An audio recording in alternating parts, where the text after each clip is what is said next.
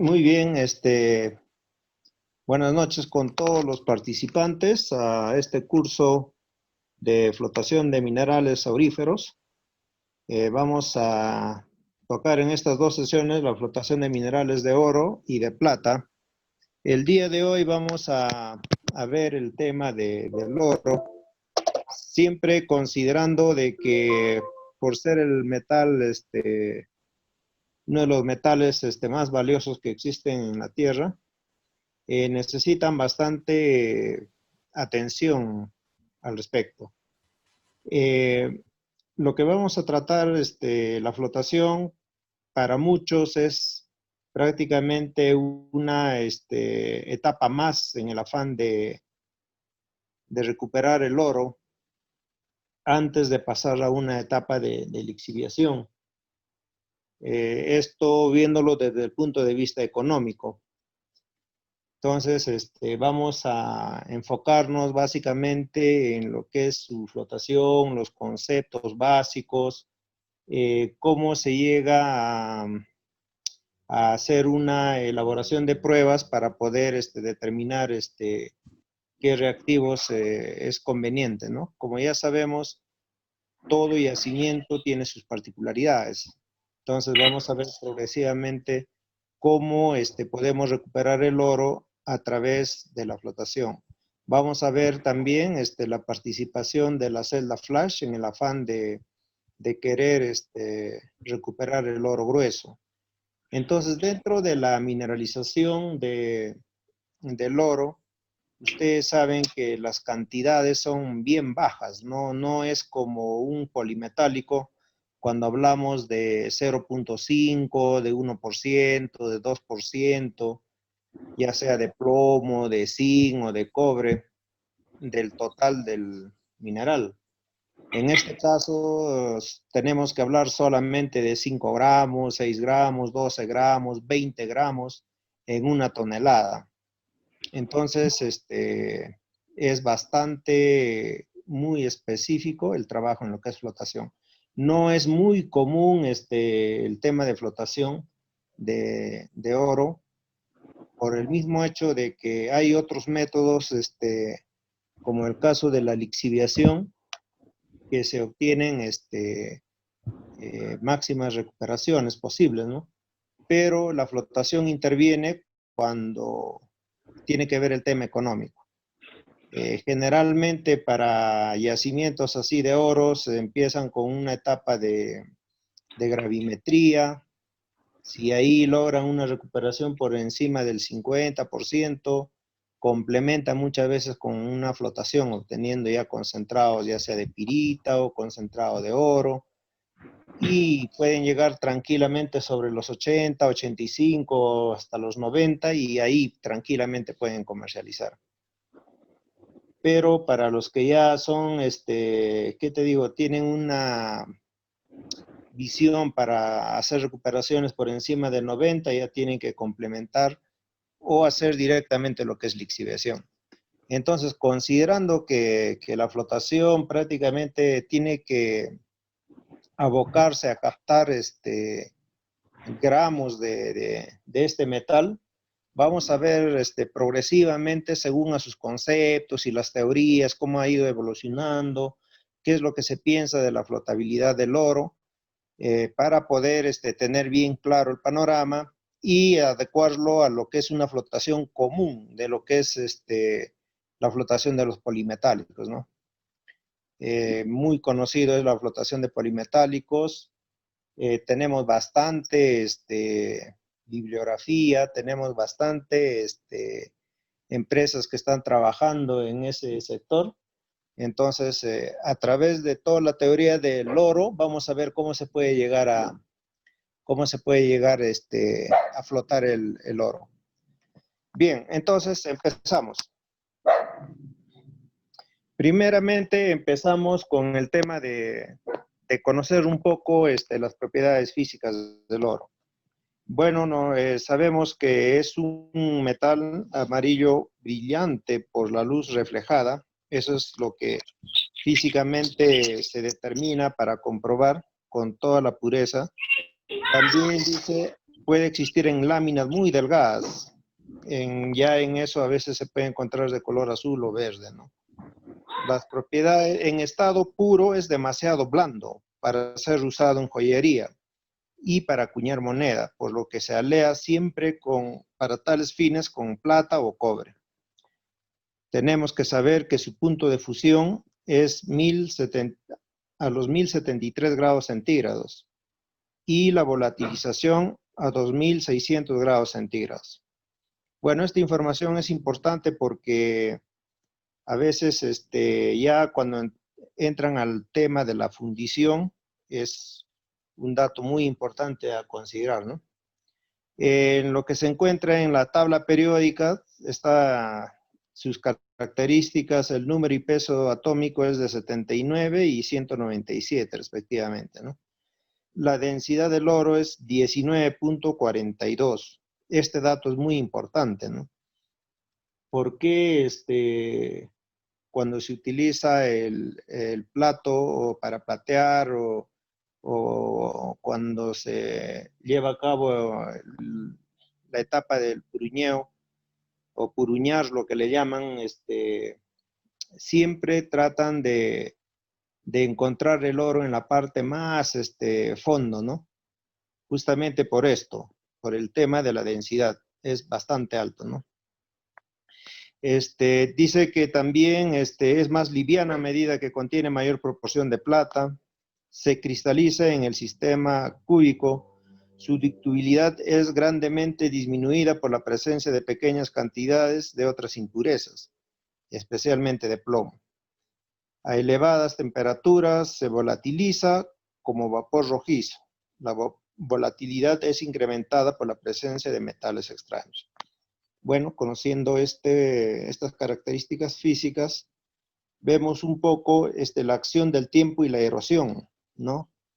Dice que esto hace de que el oro se libere de los depósitos primarios en forma de pepitas y partículas finas que se acumulan en depósitos residuales o depósitos de placeres, los cuales están constituidos por material detrítico en cuya matriz se encuentran presentes las partículas de los elementos o minerales pesados, tales como el oro, platino, casiterita y otros.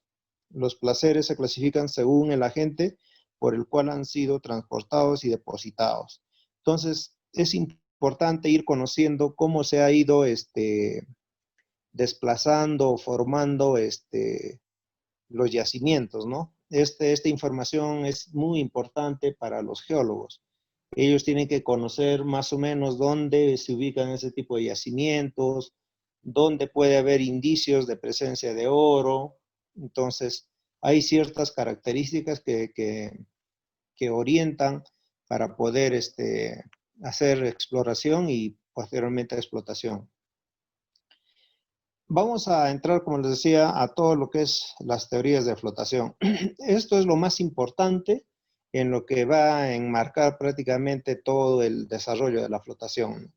Ya sabemos que en una etapa de flotación tenemos todas las etapas del raffer, del scavenger, la etapa de las limpiezas. Las celdas son comunes, ya sean celdas Denver o Tucumpu, las agitáis, algunos utilizan celdas serranas, por ejemplo, utilizan celdas serranas en la flotación de oro y no debieran hacerlo, ¿no? Pero lo hacen justamente por el tema de ahorro de energía. Entonces, eso vamos a hablar también más adelante o quizás ya cuando entremos a la etapa de preguntas, vamos a poder discernir un poco. Entonces, ¿qué nos dicen las teorías de la flotación, no? Dice, la flotación flash es de uso reciente en la minería mundial. Estamos hablando del 2004 cuando empezaron a salir esto de las celdas, ¿no? Y Macanza también lo menciona en el año 2008. Para la recuperación del oro metálico en la descarga de molinos y corrientes de tamaño grueso en las descargas de clasificadores.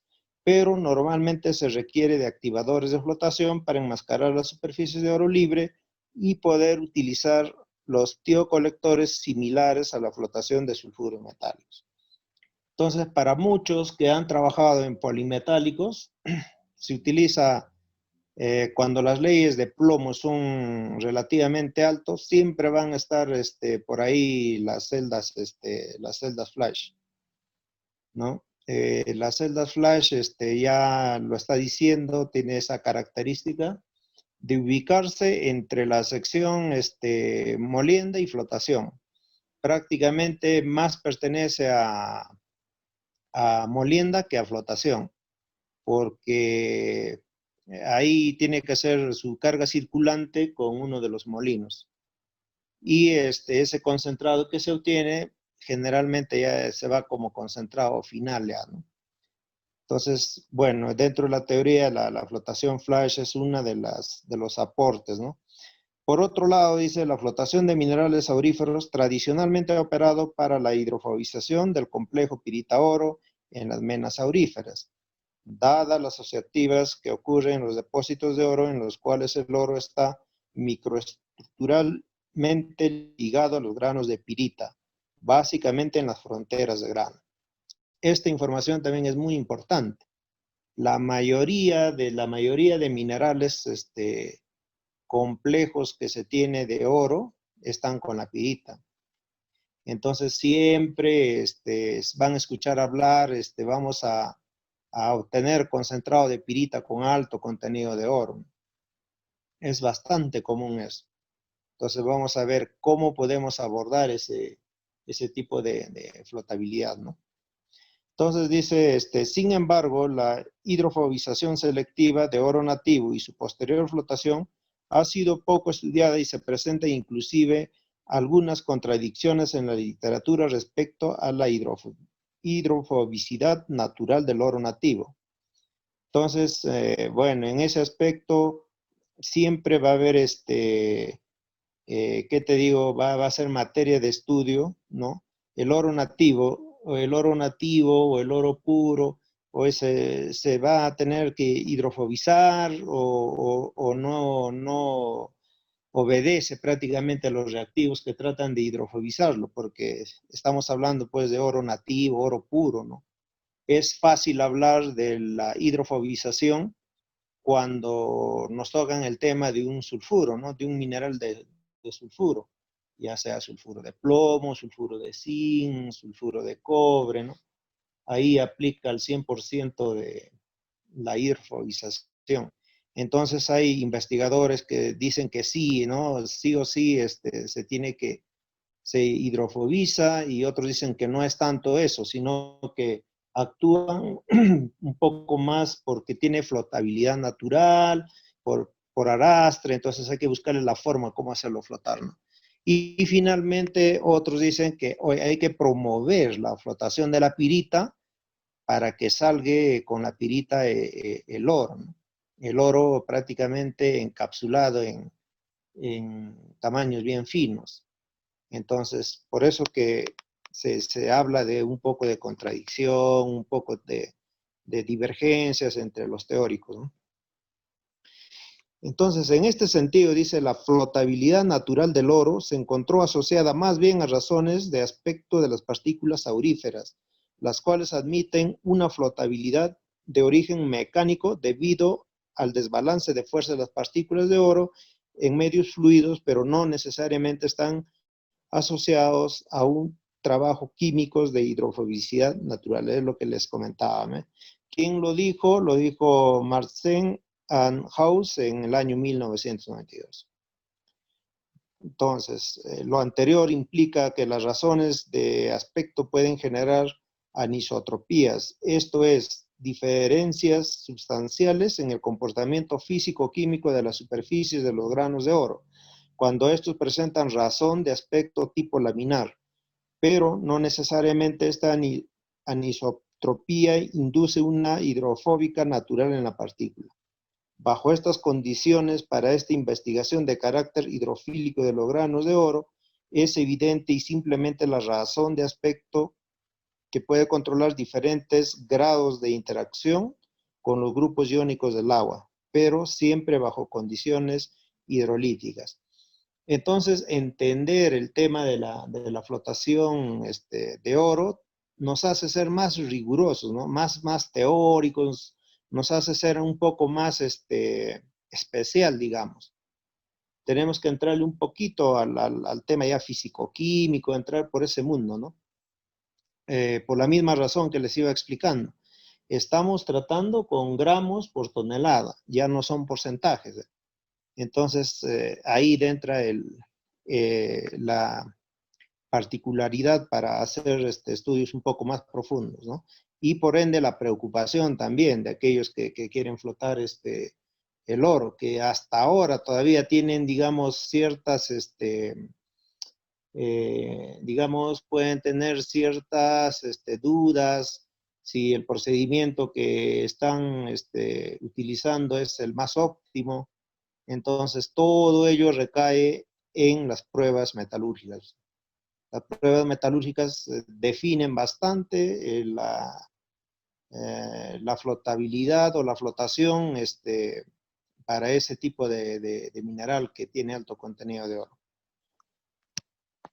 ¿Qué nos dice Castro en el año 2003? Dice que realizó ensayos obteniendo concentrados enriquecidos en oro y con presencia de oro libre, usando tiocolectores en columna de flotación con tamaños relativamente finos. La obtención de concentrados con oro libre y oro asociado implica que es posible flotar oro nativo con cargas de reactivo basados en colectores tiolicos, pero de manera selectiva y depresando el complejo pirita-oro. Entonces esto, por ejemplo, es muy importante, ¿no? Lo que nos dicen. Dice que o sea, es posible, dice, o sea, para poder determinar si realmente flota o no, han tenido que obtener el oro, ¿no? Oro libre, oro en pepitas, o oro en charpas, ¿no? Para que puedan, hacer la flotabilidad. Oye, ¿flota este material o no flota, no? Entonces, ellos tienen que determinar si realmente se cumple de eso de la flotación. Entonces es como obtener un material bien específico, bien plateado, ya un material en charpas bien seleccionadas y darle las condiciones de flotabilidad. Entonces imagínate que tienen que darse ese afán para ver si tiene flotabilidad o no. Por otro lado, dice, la flotación selectiva del oro nativo y de tamaño relativamente grueso presenta dos retos en esta tecnología. La hidrofobización selectiva del oro nativo, lo que estábamos comentando hace un rato, ¿no? Hoy un oro nativo, ¿va a entrar en condiciones de hidrofobización o no? Lo otro es obtención de espumas mineralizadas con oro de tamaño grueso, evitando la sedimentación en estas partículas. Entonces, estos son dos situaciones que hay que mantener siempre latentes para el tema de la flotación selectiva, ¿no? Por otro lado, nos dicen, la flotación es un proceso físico-químico de concentración de minerales en suspensiones acuosas que consiste en separar partículas hidrófobas, repelentes o sin afinidad química con el agua, de partículas hidrofílicas afines químicamente con el agua, asistida con inyección de burbujas de aire. Esto nos menciona Bustamante en el año 2008. Este proceso es uno de los más importantes para la recuperación de oro y metales valiosos. Su principal restricción es recuperar partículas de material grueso en los intervalos de 400 a 250 micrones. Entonces, por ejemplo, cuando hablamos de pepas ya demasiadamente, digamos, grandes, ya la flotabilidad se vuelve corrosa y eso en todos los sulfuros también, ¿no? Entonces tiene que haber un tamaño promedio más o menos donde es conveniente, ni muy fino ni muy grueso.